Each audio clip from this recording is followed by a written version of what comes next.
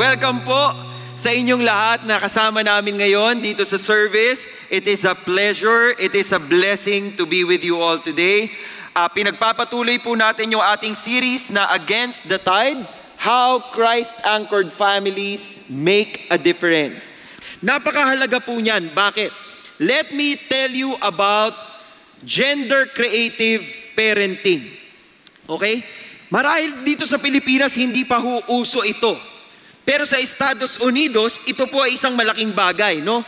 May magulang po, isang sociologist na nanay at isang graphic artist. Ang kanilang paniwala as parents, okay, kailangan maging gender creative tayo.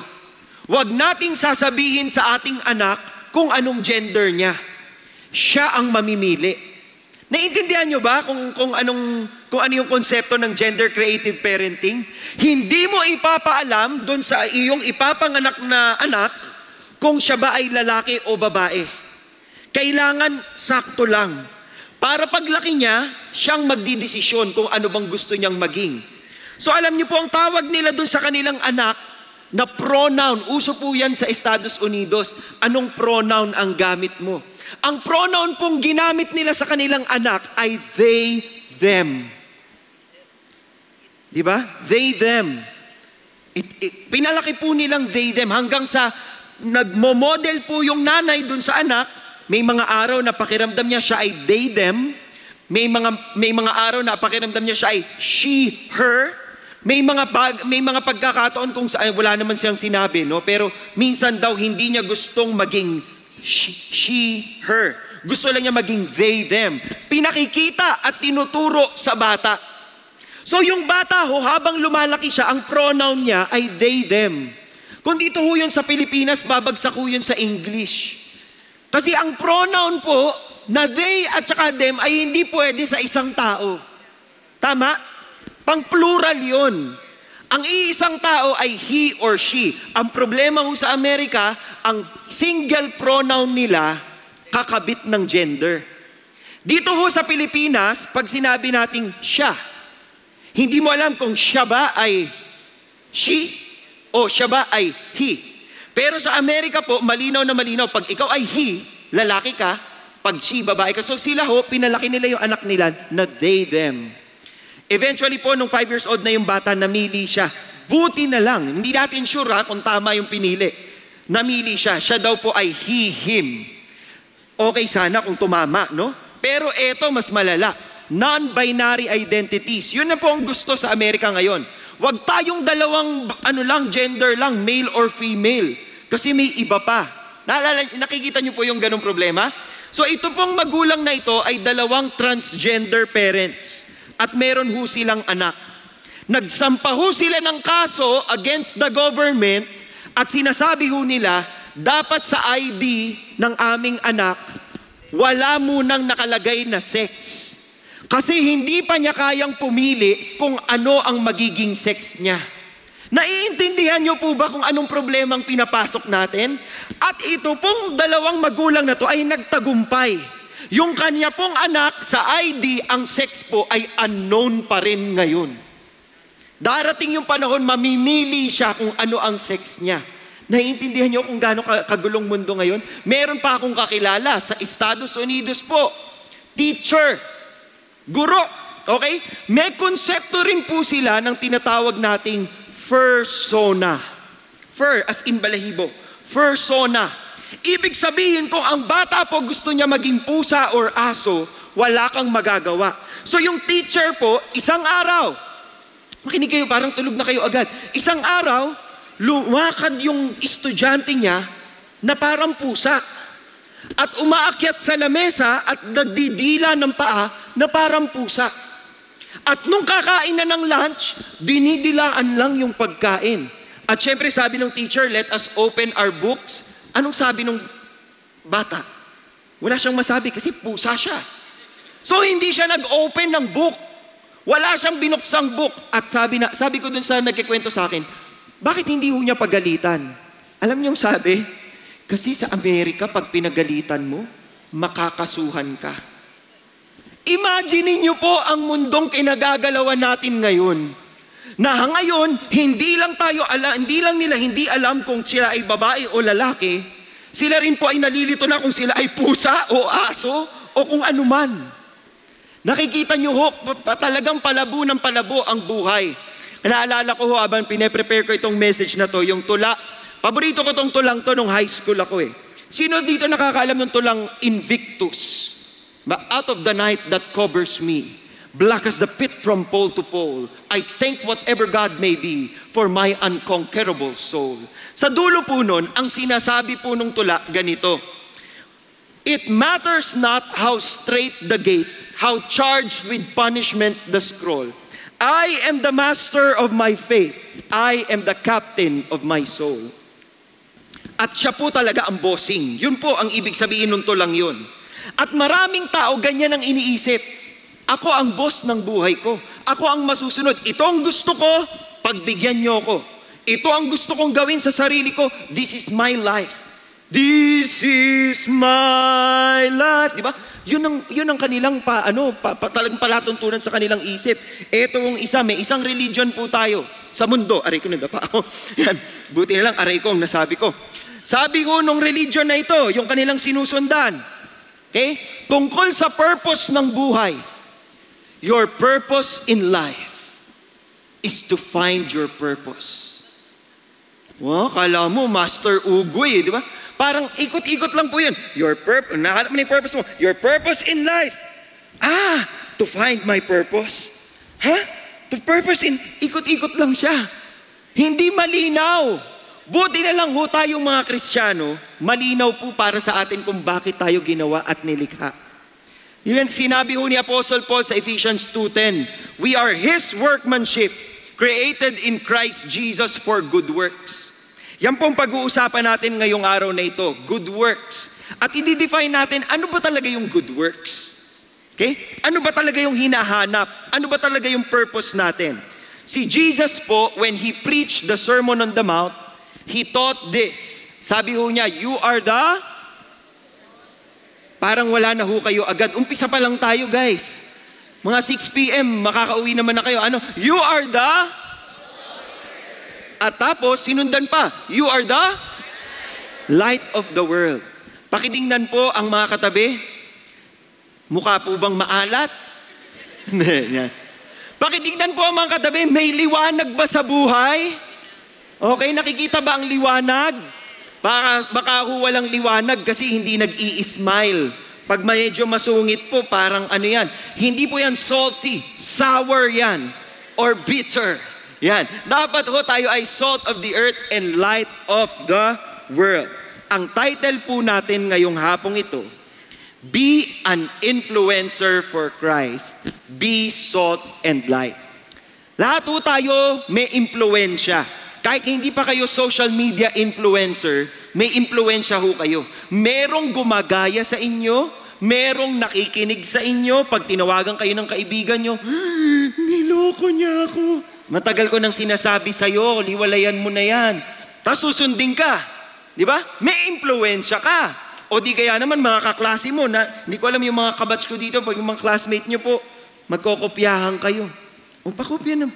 Pakopya muna nung sa'yo. O sige, exchange tayo. O palitan kayo, di ba? May impluensya ka. Merong ibang taong naniniwala sa sasabihin mo. Kaya ho, ang paalala natin sa ating lahat, we have to be an influencer for Christ. Ngayon, if you don't know Jesus Christ, how can you be an influencer for Christ? Kung hindi kayo tight ni Jesus, kahit anong pilit mo maging pinakamagandang impluensya sa ibang tao, walang lalabas dyan. Kasi hindi kayo close eh. Kapag close kayo ni Jesus, may epekto yan. So paano tayo magiging salt and light? Yun po ang tanong. Umpisahan natin. Matthew 5:13. Ang sabi ho niya dito, you are the salt of the earth. Nung sinasabi ho ito ni Jesus, this is on the Sermon on the Mount, at ang kanya pong mga kausap ay mga followers niya. Mga ano po niya sa Twitter, hindi, joke lang. Mga followers niya sa Instagram, hindi. Mga followers, ibig sabihin, ito yung mga nakarinig tungkol kay Jesus. Tapos ang dating ho sa kanila, parang magaling tong teacher na to ah. Parang wais tong taong to ah. parang ito na yata yung inaabangan nating tagapagligtas ha. So people started following Jesus. And so when he said, you, that is an emphatic imperative term, you, kayo mismo, ikaw na nakikinig sa akin ngayon. Ganun ang sinasabi ni Jesus. Ikaw ay asin ng mundong ito. Diba? Ano kayang ibig sabihin nun? Bakit sasabihin, you are the salt of the earth? Ano po ba talaga ang asin? Sino ho dito nagluluto? Taas kamay. Nagluluto. Sige po, hindi ko pa makita yung iba. Medyo dun sa taas, wala ho silang kinakain, no? Walang nagluluto sa inyo? Okay, maraming nagluluto. Gumagamit ba kayo ng asin? Marunong po ba kayong gumamit ng asin? Okay, bakit mahalaga po ang asin? Unang-una, ang asin po ay preservative. Preservative, yung mga healthy living, kaya ayaw nilang lalagyan ng asin yung kanilang pagkain kasi ayaw nila ng preservative sa katawan. Pero sa mga nakatikim po ng pagkain hindi nilagyan ng asin, malakas bang kain nyo? Diba? Hindi. Kasi parang kailangan ko ng sausawan Parang kailangan i-bless to ng toyo mansi o kung ano man. Diba? Ito po ay antiseptic. Ginagamit ding panglinis, flavoring, nakaka-add. Kaya nga meron tayong term, ang tawag ay add salt to taste. Para magkalasa. Kukurot ka lang ng konting asin. Huwag ka maglalagay isang sandok na asin. Iba ho ang tatama sa inyo nun. Kurot-kurot lang, di ba? Bud, ganyan. Flavoring. And then it also creates thirst. Alam niyo po ba na yung mga nagwo-workout, nag-gym, mga atleta, ang iniinom po nila ay electrolyte-rich fluids. Bakit? Kasi po yung mga inumin na yon ay may sodium. Ang asin po ay sodium. Sodium chloride. Magsa-science lesson tayo dito ngayon. NaCl. Sa mga nagke-chemistry, di ba? Sodium, may sodium. Bakit umiinom sila ng mga ganon? Kasi po, para mapalitan yung mga natanggal sa katawan na salt. Pag kayo napapawisan, natikman nyo na po bang pawis ninyo? Grabe, wag naman kayong ganyang kaanis. Talagang wala lang sa inyo. Yes. Sa mga hindi pa ho nakatikim ng pawis, maalat po yun. Okay? Parang luha, maalat din. Pag naglalabas po tayo ng tubig sa katawan, natatanggal ho yung salt sa ating katawan, yung sodium sa atin. Kaya kailangan palitan yun. Kaya tayo nauuhaw. Diba? Kapag kayo kumain ng salt, ang kabayo ho, for example, pag ayaw uminom, nilalagyan po ng asin sa bibig. Para maghahanap siya ng tubig. Kasi when you put salt, nagke-create siya ng thirst. Isipin niyo po dito tayo hinalintulad ni Jesus Christ. Hinalintulad tayo sa isang preservative, antiseptic, flavoring, creates thirst. Nangyari ho sa amin ito one time, family trip po namin, lumabas po kami, pumunta kami sa ibang bansa. Pag uwi ho namin, pagbukas ho ng bahay, naalala to ng mother-in-law ko, pagbukas ho ng bahay, parang may krimen. May krimeng nangyari. May amoy. At syempre, hindi na ho ako pumasok dahil kinakabahan ako. Ano kaya yun? Apparently, nung umalis kami ng bahay, ay naalis din ang saksakan ng ref. Alam niyo po bang nangyayari sa mga karne kapag ho ito ay ni-ref ninyo, pero hindi niyo sinaksak ang ref? Ano hong nangyayari? Nasisira, nabubulok. Ang baho ho talaga. One time naman po nung bata ako, nag-grocery kami, tapos nilagay namin yung mga supot, dahil tamad kami, nilalagay namin yung mga supot ng grocery doon sa loob ng kotse. Nandun na siya sa loob. Kotseng hindi namin kotse, kotseng hiram namin sa tito ko. Nilalagay sa loob. Tapos pagdating sa bahay, kukunin nyo lang lahat ng plastic, tatakbo nyo na, lalagay nyo na sa ref. Kinabukasan, pagsakay namin ng kotse, ang baho. Ang baho. Sabi namin, baka may namatay na pusa. Dito sa ilalim, hinahanap namin. Wala namang pusa, walang daga.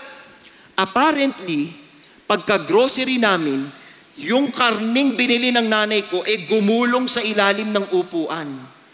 Kinabukasan, bulok siya. At ang baho po talaga, para hong merong namatay. Kung walang asin, mabubulok tayong lahat. Yun po ang punto. Kaya ho tinatawag ni Kristo yung mga tagasunod niya, mga Kristiyano, as salt of the earth. Kasi dapat kayo ang nagiging preservative sa mundo. Pipigilan ninyo ang kabulukan ng sistema ng kasamaan. Dapat ganun ho ang function natin. Ngayon, nagbigay ng kaunting paliwanag si Jesus. But if the salt has become tasteless, nakatikim na ho ba kayo ng asin na hindi masyadong maalat? Meron na ho? Meron ako naka-experience. Meron na ho bang nagtapo ng asin? Pakiramdam nyo yung asin sa inyong bahay, hindi na magagamit. Meron ba? Wala. Talagang ginagamit nyo lang kahit 10 years old na. Hindi, di ba? Kasi minsan ho yung asin nagbubuo-buo. Di ba? Para hindi mo na siya mataktak. Parang may bato na po sa loob ng bote. Di ba?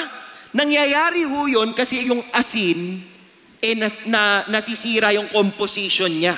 Hindi ho siya mabubulok. Ang asin po ay hindi mabubulok dahil preservative siya. Pero pwedeng mawalan siya ng qualities. Katulad ng kanyang alat, yung kanyang consistency. Paano ho nawawala ang alat ng asin? Tingnan natin. If you dilute it with water, science lesson. If you dilute it with water, sino nagmumog dito? Sinabi sa inyo, kapag may singaw kayo, magmumog kayo ng tubig na may asin. Meron na bang ganyan? O, di ba? Konti lang, ngayon nyo lang nalaman yun, yung iba sa inyo. O, sige, pag nagkasingaw po kayo, try nyo. Try nyo. Dilute with water. Hindi masyadong maalat. Kasi nahahaluan ng tubig. Pinapahina ng tubig yung lasa. Pag na-expose po ang asin sa humidity, nawawala rin po ang lasa niyan. Hindi na siya nagiging maalat masyado. Pag kinumbay nyo ang asin sa iba pang flavor. Kaya ho meron ditong mga mag-i-Starbucks sa inyo, salted caramel something. Pag ininom nyo ba yun maalat? Di ba hindi? Kasi pag hinalo mo na yung ibang lasa, humihina yung alat. Nagiging parang design na lang siya. No? Ito pa, changes in highly acidic environments. Dito po sa research na ginagawa ko, apparently, kapag po ang asin ay itinabi nyo for example, sa lalagayan ng suka. Okay? At yung lalagayan ng suka ay hindi masyadong sarado.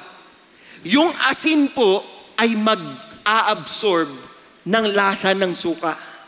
Kaya parang hindi mo na malasahan yung alat kasi parang nahawa na siya dun sa mga katabi niya. Kaya sinasarang mahigpit yung mga lalagayan ng asin. At syempre po, walang lasa yan kung impure. Hindi puro ang asin na ating kinakain. Ilagay natin yung ating mga sarili bilang asin. Kasi sabi ni Jesus, tayo daw po ay asin eh. Paano tayo nawawala ng alat? Pakitignan po ang katabi. Tingnan po ba kung maalat ang pagmumukha ng inyong katabi? Sana po. May alat ka pa ba? Yun ang magiging tanong natin. Pakitanong sa katabi ninyo, may alat ka pa ba? Yan. Dati ang tanong may asim. Di ba? May asim pa ba? Nakalimutan ko yung commercial. Basta ngayon may alat. Paano naman tayo mga Kristiyano? Paano nawawala ang alat natin? Unang-una po, pag tayo nagkokompromiso. Pag tayo po ay gumagawa ng kasalanan, nawawala ang epekto natin bilang mga Kristiyano dito sa mundo. Dahil tayo po ay mga sumusunod lang rin sa mga lakaran ng mundo. That is the challenge. Spiritual dryness po. Pag ho kayo dry na dry, wala ho kayong prayer time, wala ho kayong quiet time, hindi ho kayo nagbabasa ng Bible, ano ang nangyayari sa inyo? Humihina po ang effect ninyo. Humihina po ang alat ninyo. At hindi nararamdaman ng mga kaibigan nyo, kaopisina nyo, kapamilya nyo, na kayo ay kay Kristo. Kasi parang katulad na lang tayo ng ibang tao. Bad company. Sinabi po sa scripture, bad company corrupts good morals. Diba? Hindi naman ho sinabing magkulong tayong lahat dito sa simbahan. Pero kapag ang lagi nyo hong kasama masasamang impluensya, hihina rin po yung inyong alat. Pressures of the world. Ito po nangyayari sa Kristiyano ngayon. Natatakot ho silang magsalita ng tama dahil natatakot silang makancel. Natatakot silang mabuli o mabash online. Natatakot silang mawalan ng likes. Natatakot silang mawalan ng friends. Mga kaibigan, kung tayo po ay magpapapressure sa mundo, mawawala po yung alat natin bilang Kristiyano. And ultimately, the lack of knowledge of truth. Kung wala tayong kaalaman, hindi natin alam ang tama sa mali, we will continue to be impure. At pag tayo po ay hindi puro at sa Panginoon, tayo po ay magkakandaloko-loko. Malinaw po ba? Parang nawala na po kayo. Malinaw po ba tayo? Tingnan po ninyo ang problema natin sa mundo. Suicide po, okay? Ang suicide po, ang number ay bumaba na noong 2023. Kasi nung 20-something, hindi na po ako nagpapakamatay. Nakabawas talaga yata ako. Hindi ko rin alam, no? Pero tingnan po ninyo, kahit 795,000 cases na lamang yan, kumpara mo sa 910,000, marami hong mga sikat na artista sa Korea. This year lang po, ang nagpapakamatay. Japan, marami hong nagpapakamatay sa bansang iyon. At sa iba't ibang bansa pa. Divorce, milyon-milyon na po. Parang kala mo, uso yung divorce. Gayahin nga natin. Parang lahat na lang, no? Incarceration, mga nakukulong dahil sa krimen. Ang dami na rin po. Dati 2 million lang noong 2015, ngayon 11.5 million noong 2023. At HIV/AIDS. Bagamat bumagal po, dahil meron ng mga gamot at kung ano-ano pa man, meron pa rin pong 39.9 million noong 2023 na nagkaroon ng HIV or AIDS. Ito po ang problema ng mundong kinalalagyan natin. At kung tayo pong mga Kristiyano, gusto natin sa simbahan lang tayo. Diba? Ito salt shaker. Dito lang ako sa mga kapwa ko asin. Hindi kami lalabas dito. Diba? Wala kang epekto. Kahit anong gawin mo, asin ako. Pero kung hindi ka lalabas sa lalagyan yan, wala kang magagawa. Kasi kunyari may bulatin, hindi ko alam kung nung bata kayo ginagawa nyo to. Pero kami nung bata, sa garden, pag may gumagapang na bulate, tatakbo kami sa kusina, kukuha kami ng asin. Tapos bubudburan mo yung bulate. Tapos makikita mo yung bulate, magwawild siya, parang rockstar. Pero walang boses po yung bulate. Ini-imagine ko lang po yun pag nilalagyan mo na ng asin. Bakit? Kasi yung asin po, kaya talaga niyang kumitil ng mga bagay na masasaktan talaga yung mga ganon, di ba? So ganon din po tayo bilang Kristiyano. Hindi naman ho natin kailangan sabihin na, kayo makakasalanan kayo, bang. Hindi ganon. Tayo po ay asin. Ibig sabihin, ini-impluwensyahan natin yung mga kasama natin. Kayo po, paki-impluwensyahan po ang katabi ninyo at tulog na. Sabihin po niyo, lagyan kaya natin ng asin ang mata mo. Okay naman. Di ba? So wag lang ho tayo dito sa loob. Lumabas po tayo. I-spread po natin. Kung alam natin ang tama, impluwensyahan po natin ang iba. Kasi kung ganun po tayo, we are no longer good for anything. Wala ho tayong silbi. Kung dito lang ako sa simbahan. At pag lumabas ako ng CCF, mag-i-earphone ako, tapos mag-shades ako, wala akong ibang titignan. Uuwi lang ako sa bahay. Hindi na ako manonood ng TV para hindi ako magkasala. Hindi ako mag-i-internet. Ayoko ng social media. Wala na. Isipin po ninyo kung ano magiging buhay ninyo. Dito lang ako. Nakatago ka lang. Pagdating ni Jesus Christ, ang sasabihin niya, well done, good and faithful servant. Ikaw, anong ginawa niyo? Ay, sa sobrang takot ko, Jesus Christ, nagkulong lang ako dito sa CCF. Malamig naman. Wala bang na-inspire na tao sa buhay mo? Naku, kesa naman po ako mahawa sa kanila. Dito na lang ako. Hindi ka sumunod sa misyon. Hindi ka nag-disciple. Hindi ka nagpakita sa ibang tao. Hindi mo sinabi sa kamag-anak mo, mapupunta ho kayo sa impyerno pag wala ho kayong Hesukristo. Bakit hindi mo sinabi?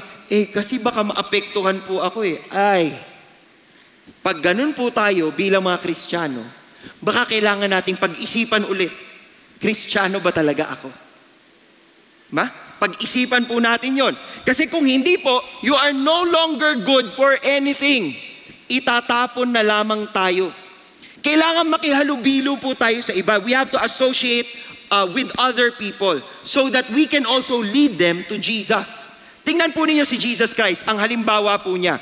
In Matthew chapter, anong Matthew na to? Matthew chapter 9. In Matthew chapter 9 verses 10 to 11, then it happened that as Jesus was reclining at the table in the house, behold, many tax collectors and sinners came and were dining with Jesus and his disciples. This was after he had taken Matthew to be his disciple. Si Matthew po ay isang tax collector. Tax collector, okay? Ngayon po, nag-imbita siya ng kainan sa bahay. Kasama ho niya si Matthew at yung kanyang mga disciples. Siyempre si Matthew may office mates. Bit-bit po ni Matthew yung mga kapwa niya tax collector.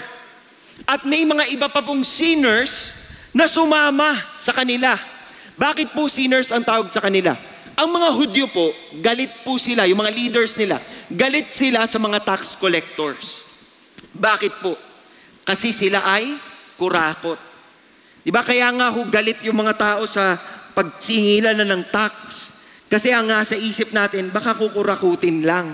Diba? At ang pinakamasakit po doon, kababayan nila itong mga tax collectors na ito, they are Jews. But then they are hired to collect taxes. So paano ho sila kikita? Dodoblihin nila yung paniningil. Kunyari, ang tax mo ay 5,000. Hindi na dodoblehin, dadagdagan lang nila ng patong. Ang sisingilin nila 5,500. O yung 500 na sobra, akin na to. Ganun ho, kaya ang sama ng tingin sa kanila. So nung nakita nilang kasama ni Jesus itong mga taong to, sabi ng mga Pariseo, bakit yung inyong teacher eating with tax collectors and sinners? Nasabihan na ba kayo ng ganyan bilang isang Kristiyano? Oy, di ba Christian ka? Bakit nandito ka sa party? Wah, bawal na ma-invite ang Christian sa party ngayon. Oy, di ba Christian ka? Bakit ka nanonood ng, ano bang mga pinapanood natin? Ng Harry Potter. Di ba? O kung ano pa mga sine. Oy, di ba Christian ka? Ba't nanonood ka ng Netflix? Mga ganyan. Pero hindi yun yung context nito. Ang context nito, kahalubilo niya yung mga hindi matitino. Paano ho sinagot ni Jesus yan? Sabi ni Jesus, it is not those who are healthy who need a physician. Hindi yung mga masisigla, hindi yung malulusog ang nangangailangan ng doktor. Ang mga nangangailangan ng doktor, yung mga may sakit. But go and learn what this means. I desire compassion, not sacrifice. I did not come to call the righteous, but sinners. Si Jesus mismo, bagamat siya ay banal at never siyang nagkasala, He spent time with sinners. He spent time with people who are far from God. And that is the problem with us Christians. Many Christians at the 4th or 5th year of becoming a Christian, nauubusan na sila ng mga kaibigang unbelievers. Di ba? Sino ho dito matagal na sa CCF? Taas po ang kamay. Matagal na ho kayong nagsi-CCF. Matagal na. Sige, taas po kamay. Okay? Yung mga matagal na hong nagsi-CCF, may mga kaibigan pa ho ba kayong unbelievers? Nakakasama niyo ho ba sila every week? Hindi na. Kasi, bakit kaya hindi? Kasi Sunday, magcha-church. Monday, may prayer meeting. Tuesday, may practice. Wednesday, may ganito. Third, wala nang panahon para makihalubilo sa iba. Kailangan nga ho nating lumabas para makita ng ibang tao sa atin. So, paano? Anong gagawin natin? Tandaan ho niyo to. Pag kayo ay pumasok sa opisina, may mga ka-opisina ba kayong hindi pa po Kristiyano? Meron po? Wala, lahat Christian na po kayo? Sa church po ba kayo nagtatrabaho? Sa school, ito sa eskwelahan, di ba? May mga kaklase po ba kayo na hindi pa Kristiyano? Meron pa. Wag na tayong lumayo sa pamilya pa lang natin. Di ba? Ilan pa po sa inyong lahat? Ito ang tanong may kapamilya pa po kayong hindi pa Kristiyano, hindi pa committed follower of Christ? Taas ho ang kamay. Nakikita ho ninyo? Ang laki-laki ho ng mission natin. Wag mo nating iintayin, sabihin sa atin na, church, mumaksyon naman tayo. Sila pastor yan. Sila ganito yan. Yung gantong ministry yan. Hindi pwede. Lahat kayo kasali sa laban. Lahat kayo kasali kasi you are the salt of the earth. Pakisabi po sa katabi, you are the salt of the earth. You are the salt of the earth. Importante ho niyong i-embrace ito. Galing ho ako sa Cebu last week at nag-minister ho kami doon. And at certain point po, nag-worship night. Worship night. So mga kasama ko po ay mga Kristiyano din. Nag-worship night, tumatalon-talon yung mga tao. One way. Ay, hindi ko alam kung one way yung kinanta. Kasi nagkakantahan po sila. Sa likod po nung hall, nandun yung mga waiters. Sila ho ay nagsaserve ng food during the conference. At nung gabi pong yun, merong isang waiter na tumambay doon sa likod. Kasi aircon pa eh. Siguro masarap ang buhay doon. Nandun lang siya sa likod. Ayun, sabi nung leader sa participants, mag-pray na daw together. So naghiwa-hiwalay na yung mga tao, nagpe-pray. Yung isa ko hong kasama, nawala ng partner. So ginawa niya, naglakad-lakad lang po siya. Siguro para mag-relax. Tapos napansin po niya si Kuya Waiter, nakatingin sa mga nangyayari. Nilapitan ho niya yung waiter, sabi po niya, Kuya, binati niya. Bisaya din kasi siya eh. So binati niya, kinausap niya. Sinasabi nung waiter sa kanya, bakit kayo ganyan? Bakit kayo ganyan? Grabe naman kayo mag-worship, grabe naman kayo mag-love kay Lord. Anong meron sa inyo? Sa isip nung aming kasamahan, hindi pa niya kilala si Jesus. So habang kami po ay nagpe-pray together doon ng grupo-grupo, nag-start ho siyang mag-share ng gospel doon sa waiter. Tapos meron na pong magte-testimony. Magsasalita na ho yung nagte-testimony. Ang lakas ho ng boses nung kasama namin. Sabi ko doon sa isa kong kasama, pakisabihan mo nga si Genesis po ang pangalan niya. Pakisabihan mo nga si Genesis, ang lakas ng boses. Hindi ko kasi alam kung anong ginagawa. Kala ko nagchichikahan lang sila. Pagpunta ho doon ng volunteer, takbo siya pabalik. Sabi niya, Pastor Paul, hindi pwede. Bakit hindi pwede? Nag-share ng gospel. Pray kami, Lord, sana po tumanggap.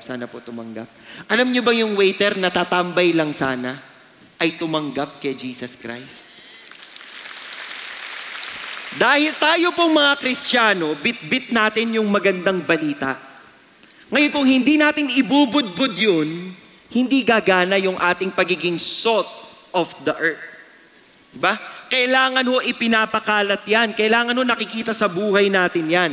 So very important po, be an influencer for Christ, be salt and light. Pakalahati na ho tayo ng ating mensahe. At yung susunod na kalahati ay yung susunod na verse. Matthew 5:14. Pakibasa ho sabay-sabay. 1, 2, 3, go.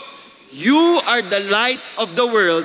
A city set on a hill cannot be hidden. Pag sinabi pong you are the light, pakitignan po ang katabi. May liwanag ba sa kanyang pagmumuka?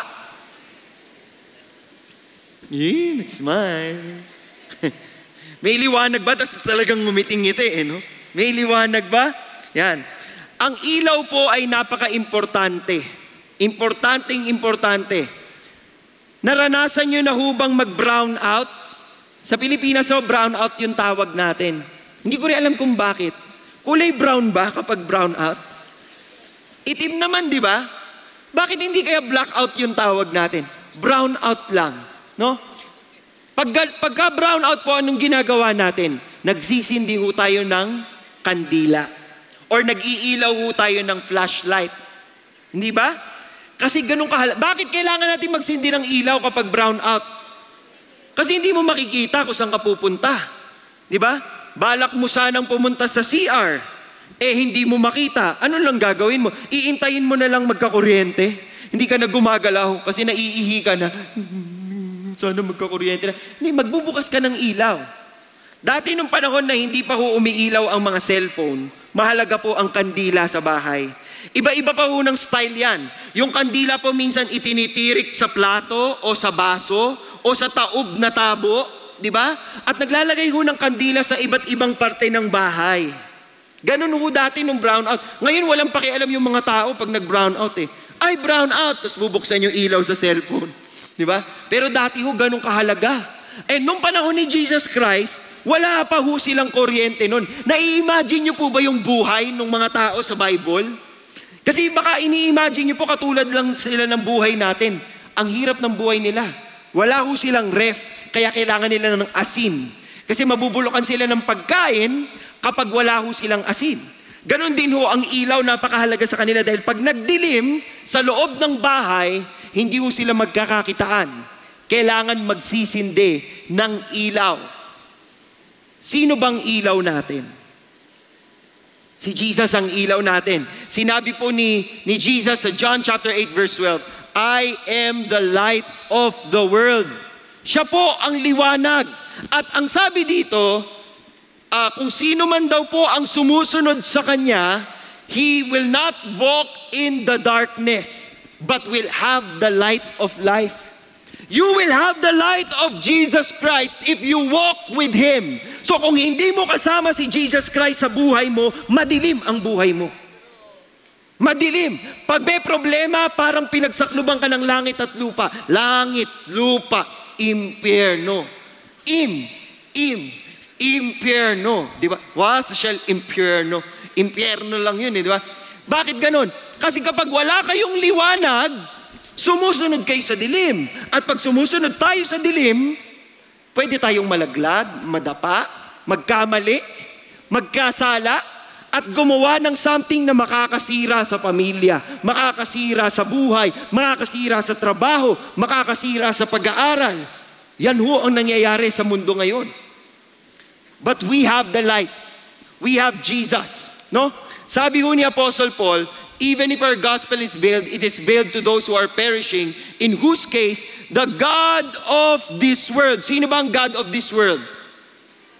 Sino po ang God of this world? Si Satan po, the devil. Di ba? The devil has blinded the minds of the unbelieving. Yung mga hindi pa po naniniwala kay Kristo, bulag. Bulag ho yung kanilang paningin. Kaya hindi nila nakikita ang katotohanan. And then, sabi po dito, so that they might not see the light of the gospel. Pilit pong hinaharangan ng kalaban yung liwanag ng gospel.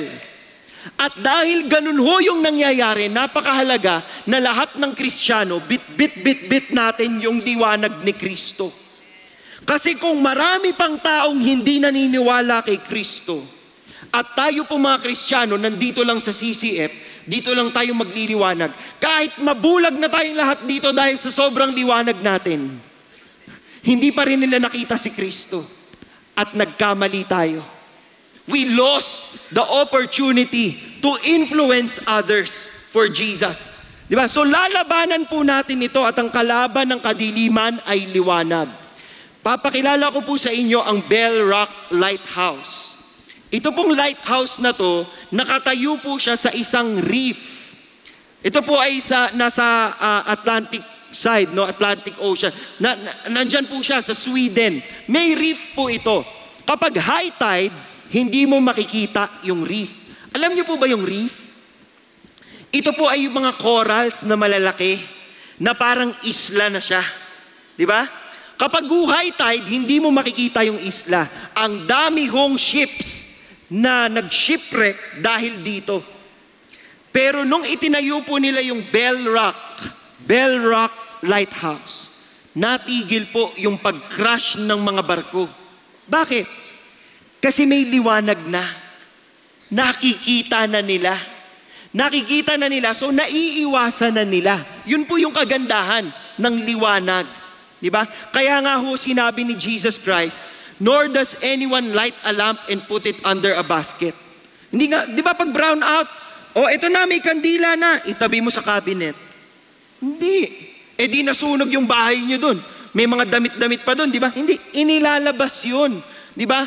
You don't put the light in the basket or under the basket, but on the lampstand so that it gives light to all. Ang gusto ho natin, magliwanag tayo. Ang tanong ngayon, nasa iyo ba siya? Kasi kung na kay Kristo ang liwanag at gusto mong magliwanag, tanungin mo sarili mo, nakikita ba si Kristo sa akin? Kasi kung hindi nakikita si Kristo sa buhay natin, ang labo natin. May kadiliman tayo. Hindi ko hinihingi na tayo'y perpektong tao.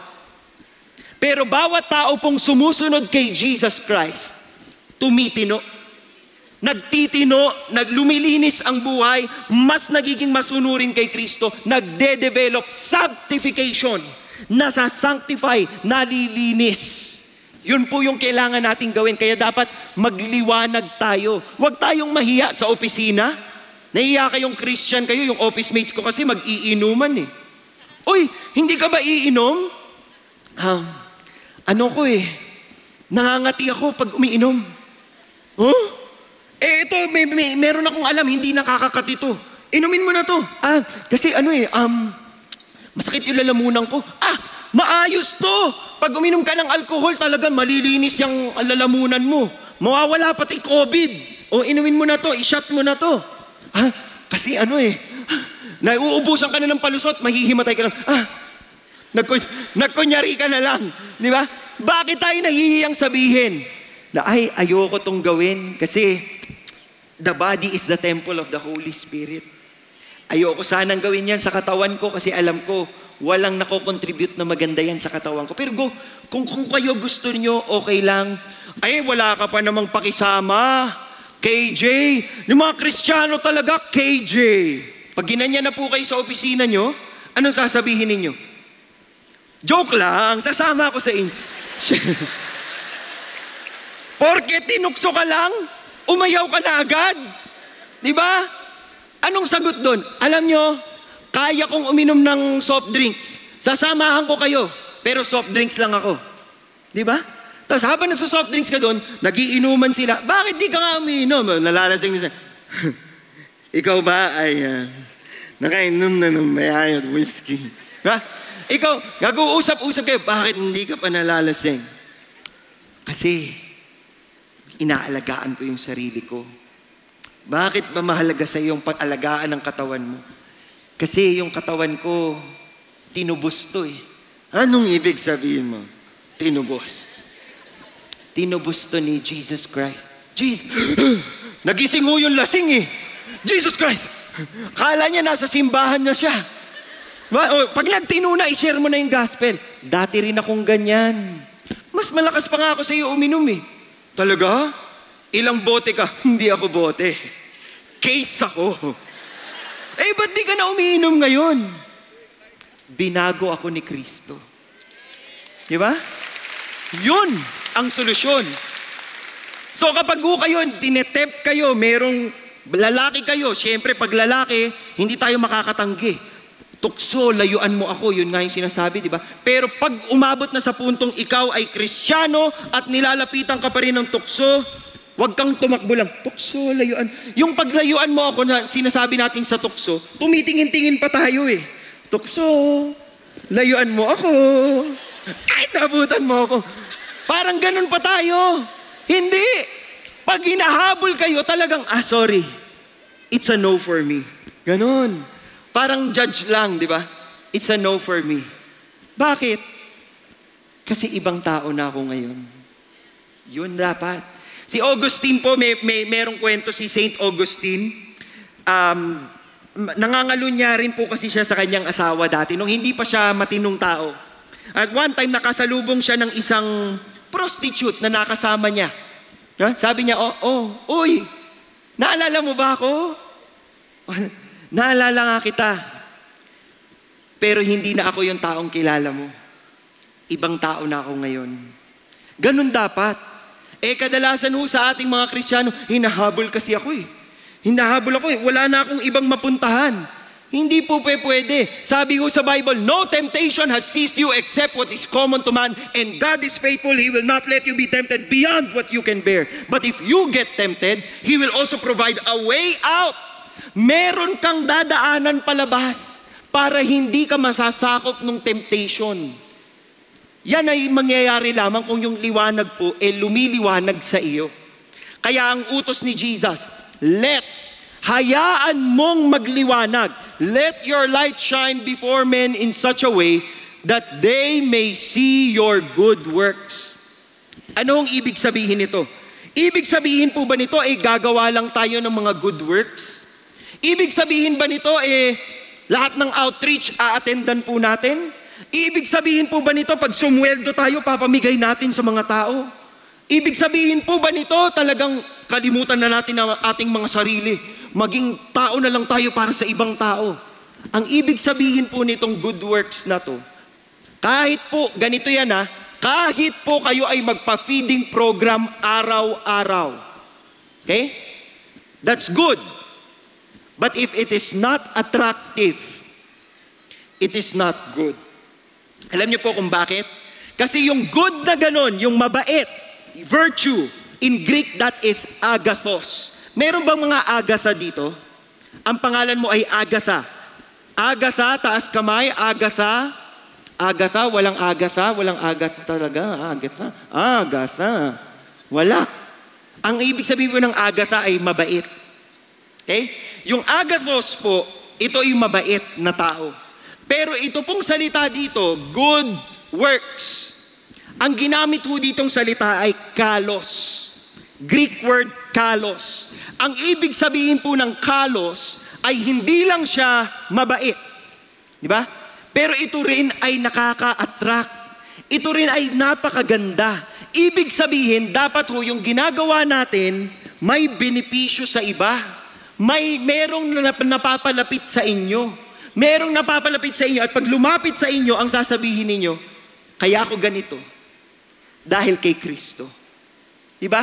That is being salt and light. Pag nakita nila yung ginagawa ninyo, they will what? They will glorify your Father who is in heaven. Dapat ganyan po tayo. Kaya nga po sabi ng quote kanina, the smallest light can dispel the greatest darkness. Na-imagine niyo po ba yung mga bahay ninyo pag brown out? Isang kandila lang ang sindihan mo, parang nawawala yung kadiliman. Yung iba ho sa inyo, di na nakaka-relate. Kasi nagpalamon na po kayo sa kadiliman. Pakitapik po ang katabi, sabihin, may liwanag na. May liwanag na, dumilat ka na. Di ba? Ang dilim-dilim, siguro tataka na siya sa isip niya. Parang ang dilim Idilat mo ang iyong mga mata.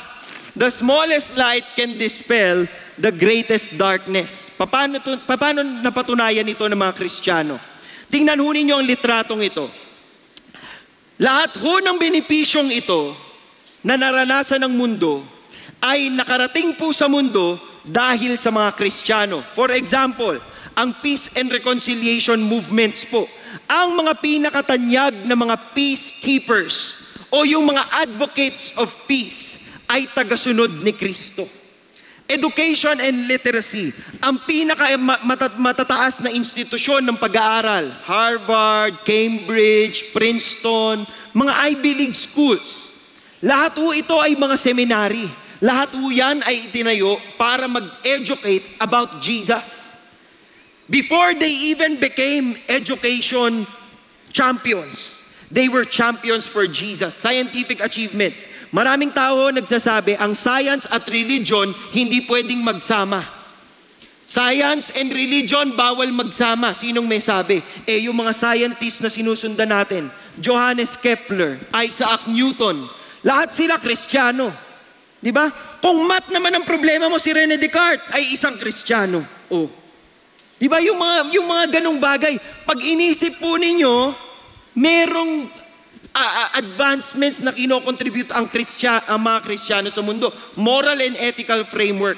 Yun pong mga palatuntunan sa inyong opisina, sa inyong eskwelahan, kung ano ang tamang gawin at maling gawin, ay nakabase sa mga 10 Commandments. Nakabase sa mga utos ng Diyos. So moral and ethical framework, yan po, abolition of slave trade. Kristiyano po ang lumaban sa slave trade. William Wilberforce, nilabanan po niya yan at na-abolish po ang slave trade doon sa Inglaterra. Arts and music, mga artists and musicians po natin, ang nililikha nila ay base sa kagandahan ng likha ng Panginoon. Architecture, kasama yan. Alam niyo bang ang mga batas, base rin sa Bible? Ang Constitution po ng United States, na naging model po ng Constitution ng maraming mga bansa, ay ginawa po ng mga taong Kristiyano. Kaya hunaan doon sa kanilang batas na dapat ho ito ang gagawin nila at ito ay nakaayon sa mga utos sa Bible. Healthcare, mga ospital sa buong mundo. Kadalasan ho ang nag-uumpisa niyan, Kristiyano. Ito lalo na. Women empowerment.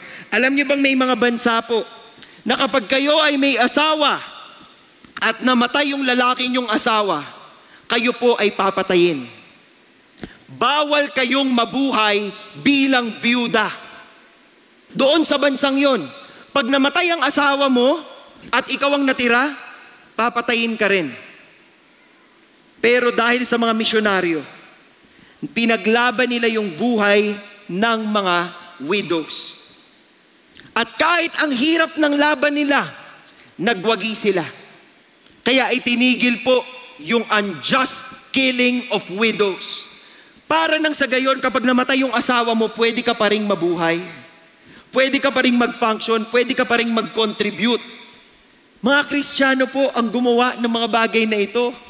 Di ba? Napakaganda po ng epekto ng Kristyanismo sa mundo. Tingnan niyo ang comparison na ito. Pag-uusapan natin si Richard Louis Dugdale, isang pulis, at ito pong si A.E. Winship, isang teacher. Si Richard Louis Dugdale po ay pinadala sa isang presinto para mag-obserba ng mga taong nakakulong. Sino na dito nakapunta ng kulungan? Nakadalaw ng tao sa kulungan, nakakita ng kulungan. Sige, kahit sa TV, nakakita na kayo ng itsura ng kulungan. Okay. Ito hong pulis na ito ay pumunta sa isang kulungan at nagtanong-tanong siya ng mga kwento ng mga tao na nakakulong. At ang nalaman po niya, may mga nakakulong na magkakamag-anak. At sinundan po niya itong mga kamag-anak na ito. At yung iba pong nakakulong dito, okay, nasaan ang pamilya mo? O nandito, pinuntahan niya. Nakita niya, yung pamilyang yon, may iba pa ring mga kapamilyang nakakulong. Alam niyo po ang nadiscover niya? Ang nadiscover po niya, 310 of 1,200 people were professional paupers. Ganong kahirap. Di ba? 1 in 4 died in infancy. Bata pa lamang po, patay na. Who lived lives of notorious debauchery, 50 women. Ito yung talagang pakawala ng mga kababaihan. 400 men and women physically wrecked by their own wickedness. Ibig sabihin sila mismo nasaktan sa kanilang sariling kasamaan. 7 were murderers, 60 were habitual thieves, and 130 criminals. Ang sabi po nung researcher, okay, the almost universal traits of the family were idleness, katamaran, ignorance, walang pakialam, vulgarity, vulgar. They would not work, they could not be made to study, they loved vulgarity. It is very difficult to find anyone who is honest, industrious, pure, and prosperous. Ibig sabihin, basurang-basura talaga. Kaya ho yung Max Jukes, pag ginugel ninyo, hindi siya totoong tao. Ito po ay palayaw lamang sa kanya upang protektahan yung identity ng pamilyang ito. Pero yan pong Max Jukes legacy, napakarumi. Tingnan nyo ho ang Jonathan Edwards legacy. 100 missionaries, pastor at theologian, 100 lawyers, 80 public office holders, 65 professors, 30 judges, 13 college presidents, 3 mayors, 3 governors, 3 US senators, at may isa silang US vice president. Si Aaron Burr. Kilala niyo ba to si Aaron Burr? Sino dito nanonood ng Hamilton? Meron ba mga Hamilton fans dito? Konti lang tayo. Oo. So kilala ho natin si Aaron Burr. Di ba? Ito yung kalaban ni Alexander Hamilton. Okay. Sa isa po sa mga kanta niya, sinabi po niya, "My grandfather was a fire and a brimstone preacher, preacher, preacher." Ito po yung lolo niya, si Jonathan Edwards. Lolo niya si Jonathan Edwards at yung tatay niya ay presidente ng Princeton University. Nasa lahi po nila ang taong gumagawa ng tama. Bakit? Kasi sila po ay nakakabit, naka-anchor, nakakapit kay Kristo. At kapag kayo ay good influencer for Christ, kayang-kaya nyo hong baguhin ang takbo ng kwento ng inyong pamilya, ang kwento po ng inyong buhay. Ngayon, ang tanong ko sa inyo, baka ang tanong nyo pala sa akin, baka kaya nilang gawin yan kasi nasa kapangyarihan sila. Kaya nilang gawin yan kasi baka mayaman sila. Kaya nilang gawin yan kasi in authority sila. Paano naman ako? Simpleng tao lamang ako.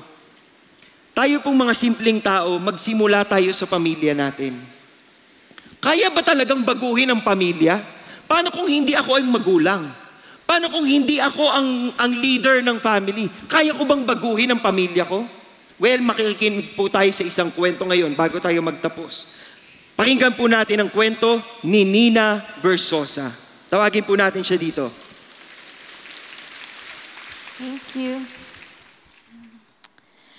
My brother was the first in our family to come to know God. Around 2005, when we were attending CCF at St. Francis, my mother and I joined him. He would take our mom to the service and would take my niece and I at Next Gen. Since we're not a Christian family, my father disapproved of our Sunday routine. Out of respect for him, my mother decided to stop attending CCF and I followed. By the time I was nearing graduation in college, year 2016, I felt something missing. I felt lost and empty, which led me to make a personal decision to come back to CCF. I attended the 3 p.m. services regularly with my cousin, keeping this from my father.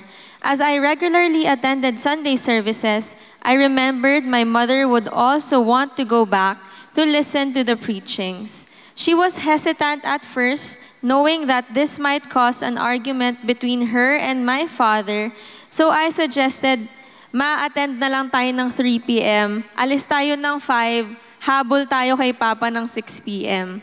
In 2017, my mother and I decided to attend an in-house True Life retreat of CCF. This was the same year my mother attended her first D group. Despite my father's objections, I lovingly defended my faith and explained to him the gospel. He eventually allowed me to continue my spiritual journey, although Christianity was rarely discussed at home. Honor your father and mother and be salt and light to your family were constant reminders in my mind during these times. In 2018, I began serving in Big Singles Ministry, immersing myself more in the community and equipping myself to win my family to Christ. As I grew my relationship with the Lord, I was able to minister to my cousin. We would discuss about faith, Jesus, and Christianity. I decided to invite him to a True Life retreat. I was one of the facilitators and he was a participant. At that retreat, he dedicated his life to Christ and got baptized. Today, he is growing in his faith, serving as a facilitator in Big Fridays, and also leading his own D group. As for my father, I continued to pray for his salvation. However, I felt I already did my part, and I stopped inviting him. But after attending a family camp, I reopened my heart to the mission of sharing the gospel to my family. I prayed earnestly for another opportunity to invite him to CCF. A week later, knowing he enjoys eating dinner with us, I boldly asked him, "Pa, dinner tayo mamaya, pero ibig sabihin sasama ka sa amin sa Sunday service." And he agreed. Since then, my father has been attending Sunday services with us, genuinely interested in learning about the God I worship. Praise God. My work is far from over. Although I have planted the seed of faith, there are still 3 brothers, 3 sisters-in-law, 2 nieces, 4 nephews in my family who need salvation. The mission continues, and I am determined to be the salt and light in my family. I was placed in my family for a reason, and I will hold on to God's strength to carry me through, one life at a time. To God be the glory. Talakpakan po natin ang kwento ni Nina. Kasama po natin ngayon ang napakagandang discipler ni Nina. Ang asawa ko po. Yes. May naniniwala po sa akin na maganda. Joke lang. Ito po si Nina ay very faithful at siya po talaga ay nagdadasal para yung kanyang pamilya. Kaninang umaga ho kasama po niya yung buong family niya. Nandito po yung kanyang mommy at yung kanyang daddy at nag-attend po ng service kanina. No? So praise God. At hindi pa ho siya tapos. Nakita niyo yung listahan niya? Nilista ho niya talaga sino pa po yung mga dapat pa po niyang share ng gospel. Yung pinsan mo ba nandito ngayon? Saturday night. Nag-Saturday night service, o di ba? So pagdasal ho natin siya at pagdasal din ho natin yung mga sarili natin kasi ang dami ho natin ditong may mga kamag-anak pa na hindi pa naniniwala kay Jesus. Tama ba? Sana maging katulad tayo ni Nina. Hindi natin kailangan maging vice president, senator, etc., etc., para ma-impluwensyahan po ang ating pamilya. We can be an influencer for Christ no matter who we are or where we are. Pagdasal po natin si Nina ngayon. Can you extend your hand of blessing kay Nina as we pray for her? Lord God in heaven, we lift up si Nina sa inyo. Nagpapasalamat po kami sa faithfulness niya at sa kanya pong pagtitiwala sa inyo. Thank you for allowing her to be salt and light, to be a positive influence to her family. We also thank you, Lord, for the faithfulness of her discipler, ang akin pong asawa. Will you continue to bless their journey together as discipler, disciple, and may they be able to influence many more people, Lord God, lalo na po sa pamilya ni Nina, to turn to you and to trust you completely as their Lord and Savior. Inaangat po namin sila sa inyo. In Jesus' name we pray. Amen and amen. Maraming salamat, Nina. At sa pagtatapos po natin, mga kapatid, ang tanong ko sa inyo, tayong lahat ba ay influencers for Jesus? Lahat ho tayo ay may impluensya. Lahat ho tayo merong mga taong susunod at gagaya po sa atin. Lahat po tayo meron tayong mga ginagawa na pwedeng kopyahin ng ibang tao. Ang tanong po, tayo ba ay nakakaapekto ng mabuti? Are we able to positively influence people? How do we do that? How do we influence our families? How do we influence our relatives, our classmates, our workmates? Inuumpisahan po yan sa pagbibigay ng ating buhay kay Kristo. Kapag po ang buhay ninyo ay wala sa kamay ni Kristo, hindi ho kayo magtatagumpay. Hindi ho kayo magiging mabuting impluensya. Kayo po ay makakakopya lamang sa kung anong ginagawa ng mundo. So the challenge for us is this.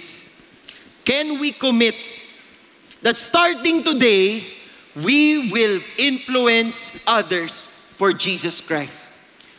Kung yan po ay dasal sa inyong puso ngayon, ipagdarasal natin yan. Can you all close your eyes and bow your heads? At sa mga kanina pa po naka-close your eyes, ituloy nyo na po. Dire-diretso na. Okay? Close our eyes and bow our heads. Panginoon, lumalapit po kami ngayon sa inyo at ina-acknowledge po namin ang mensaheng ibinigay mo sa amin. Ay may diin na kami po ay asin at ilaw. Hindi lamang po sa buong mundo, pero more importantly sa aming mga pamilya. Inilagay niyo po ang bawat isa sa amin sa mga lugar kung saan pwede kaming maka-impluwensya. Mga guro sa kanyang estudyante, mga boss sa kanilang mga subordinates, mga magulang na pwedeng maging magandang impluwensya sa kanilang mga anak. At kahit kami pong mga anak na pwedeng maging magandang impluwensya sa aming pamilya. Panginoon, ang dasal po namin ay magamit mo kami sa kabila ng aming mga kamalian, sa kabila ng aming imperfections. Will you allow us to carry the message of hope? Will you allow us to carry the powerful message of the gospel? Pero hindi namin yun magagawa, Panginoon, kung hindi kayo ang sentro ng aming buhay. So kung kayo po ay hindi pa nakasuko kay Lord, bibigyan ko ho kayo ng pagkakataon habang tayo lahat nakapikit na kayo ko. If God is telling you, ngayong araw na to kailangan mong sumuko sa akin. Gusto kong pagandahin ang takbo ng iyong buhay. Gusto kong pagandahin ang takbo ng kwento ng iyong buhay. Pero kailangan mong mag-umpisa sa pagsuko kay Jesus Christ. So if you have never surrendered your life to Jesus, I am giving you this opportunity today. I want to pray for you. Gusto mong tanggapin ang Panginoong Hesukristo sa iyong buhay. Gusto mo siyang maghari sa iyong puso at isipan. Gusto mong tulungan Kanya para maging magandang impluwensya sa iyong pamilya, opisina, eskwela. Ngayon na, ang gawin mong araw na yun, ngayong araw na to, gagawin mo tong desisyon na to. You can raise your hand if you want me to pray for you.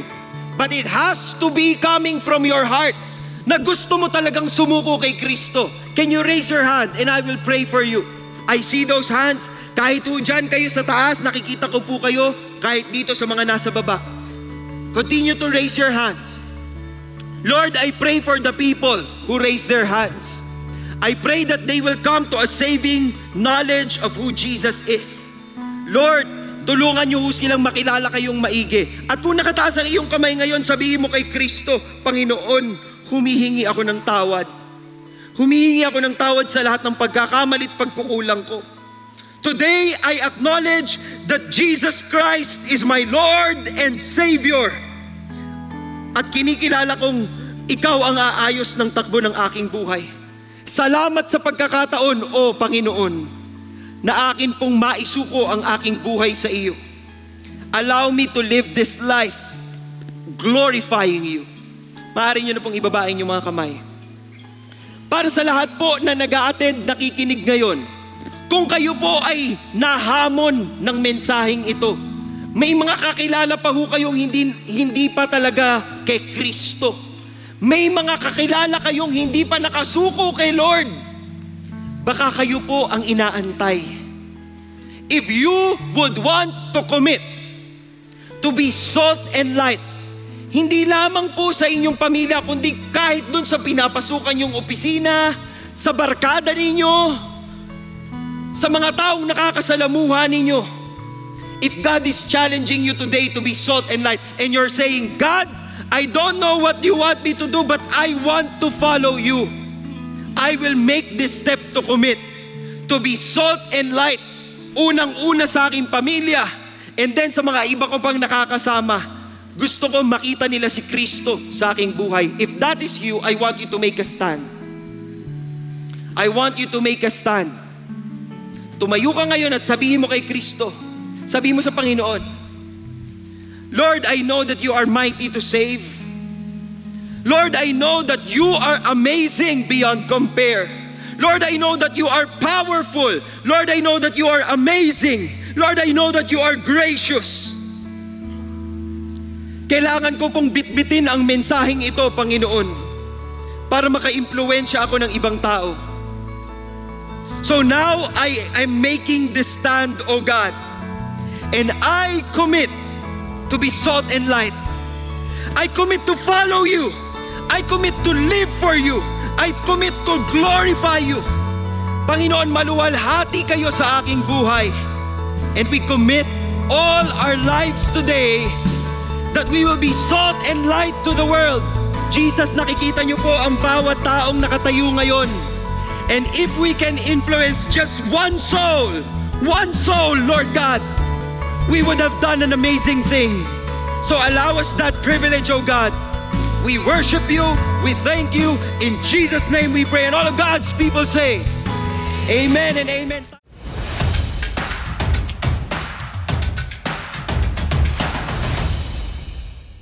Magandang araw, CCF family. Welcome to Sunday Fast Track, where as real-life questions and we give you biblical truths. Ako po si Pats Estacio from Big Singles Ministry at kasama po natin ang ating butihing pastor, Pastor Paul De Vera, upang sagutin ang inyong mga katanungan. Magandang araw po, Pastor Paul. Magandang araw din, Pats. Maraming salamat sa iyong katuruan kanina. Kamusta ka? Okay naman. Okay naman tayo. Alright, so Pastor Paul, meron kaming mga katanungan para sa una naming katanungan. Ano ang payo nyo sa isang Kristiyanong nanonood ngayon na marahil nararamdaman na nawawala na ang kanyang saltiness? Paano ito maibabalik? Alam mo, we always go back to ground zero. Sa mga pagkakataon na nararamdaman nating nawawala na yung lasa, nawawala na yung liwanag natin, we go to God in prayer. Sinabi si David, 'di ba, may prayer siya, sabi niya, "Create in me a clean heart, O God." At yun yung dapat nating hingiin sa Panginoon kasi doon nag-uumpisa na tayo ay nagiging asin at ilaw. Na talagang, Lord, hayaan mong linisin yung aking puso, yung aking isip, para walang harang, walang hadlang, at kaya kong magliwanag, kaya kong mag-affect sa ibang tao. Kasi nakadirekta from your word to my life, kitang-kita ng tao na buhay ang Panginoon sa akin. So yun, when you draw near to God in prayer, He will show up and He will really allow for you to experience that times of refreshing. Diba? At hindi niya yun ipagkakait sa'yo. So lapit lang kay God. Alright. Maraming salamat, Pastor Paul. Para sa ikalawa naming katanungan, nauso po ngayon sa social media world ang iba't ibang paniniwala na medyo humahalo na sa kultura ng kabataan. Example dito, Pastor Paul, manifesting, zodiac sign, etc. At pati na rin ang mga lingwahe na ini-impluwensyahan na rin. No? Tama bang makisakay sa trend upang magamit tong paraan upang mag-reach out sa mga kabataan? Alam mo, napakaganda nung tanong kasi hindi mo naman maiiwasan yung mga bagay na ito sa iyong paligid. We are planted in this world. Andito tayo Pero sinabi po sa Romans chapter 12, I urge you, brethren, do not be conformed to this world, but be transformed by the renewing of your mind. So, ang question sa atin is, gagayahin ko ba yung mundong kinalalagyan ko? O mismong sa akin manggagaling yung pagbabago? When all these things come, at nakikita nyong ito yung nasa uso, maybe you should understand it so that you can relate to the people.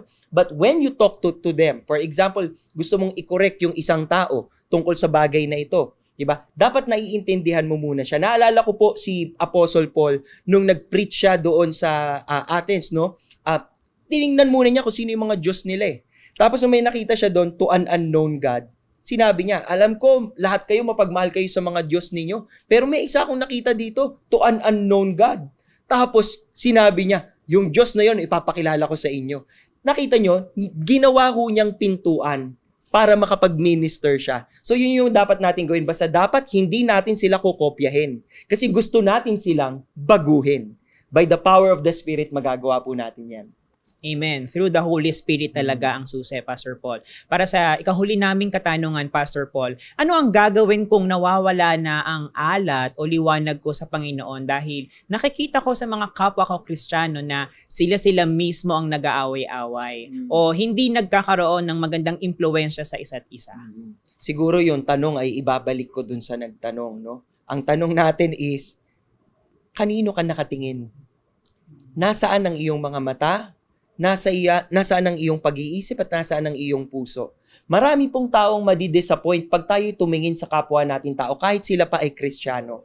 Pero susubukan po natin araw-araw piliin na tumingin sa taas. Meron akong hashtag na pinapauso sa mga post ko. Hashtag tingin sa taas. Kasi pag tumingin ka sa hindi sa taas, hindi sa Panginoon, marami kang mapapansing mali. Marami kang mapapansing hindi consistent. So dapat ang tingin po natin palaging na kay Kristo. Lord, tulungan mo ko na ikaw ang palagi kong titignan at hindi ko susukatin yung ibang tao base sa mga pagkakamaling nakikita ko sa kanila. Bagkus titignan kita at titingin ako sa iyo, hihingi ako, Lord, ano yung pwede kong ibigay sa kanila para malayo ko sila doon sa mga bagay na ginagawa nilang hindi tama. Pag ginawa ho natin yon, we are being salt and light to them. Magagawa nyo lamang po yan kung ang eyes nyo naka-fix kay Jesus.